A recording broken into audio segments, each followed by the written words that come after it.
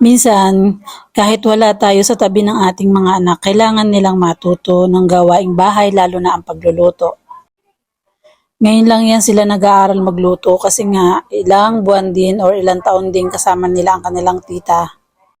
So kahit simpleng ulam, simpleng menu, kailangan nilang matutunan para kung magutom na sila or sila lang magkakasama sa bahay, alam nila ang kanilang gagawin. So ayan nga, tinuturuan yung aking anak ng kanyang ate na maggisa or hindi ko alam kung anong tawag dyan. Maggisa ba yan ng sitaw or mag-adobo? O kaya naman minsan, tulong-tulong sila na magluto.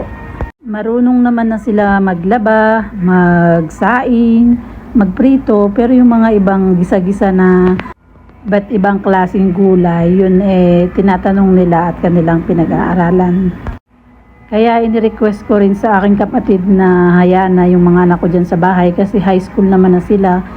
Kailangan na nilang matuto sa mga gawaing bahay at magkusa na rin sa bahay. Nagpapasalamat nga ako kahit hindi ko sila kasama taon-taon, once a year lang ako nilang nakakasama, marunong pa rin silang makinig sa aking mga sinasabi kahit sila ay may mga isip na. At ganun din naman sila, mahilig silang magtanong sa akin. At ang pinakamasaya sa aking pakiramdam ay yung mahilig silang magkwento kapag galing sila ng school or saan man sila galing or nasa bahay sila na nagkukwentuhan sila magkakapatid. Isinishare nila sa akin yung kanilang mga pinagkukwentuhanan or nagawa nila maghapon. At araw-araw ko din silang kinokontak. Gusto ko kasing updated ako sa kanilang araw-araw na simula paggising nila ng umaga hanggang pagpunta ng school hanggang sila ay makauwi ulit ng bahay.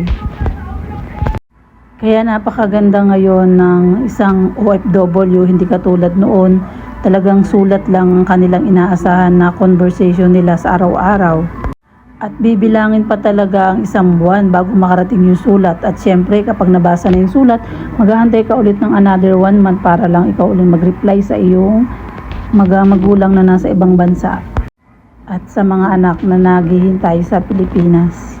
So naisingit ko pa talaga ang pagkukwento. Ang topic talaga dito ay magluluto raw siya ng ulam nila ngayong hapon.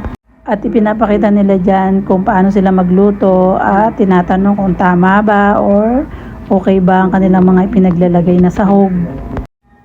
Ang aking panganay kasi marunong na siyang magluto ng mga gisa-gisa. Kaya tinuturuan naman niya yung kanyang kapatid magluto. At kaya ginawa ko na rin content para ma-share sa inyo at ma-inspire din ng ibang mga anak or ibang mga magulang.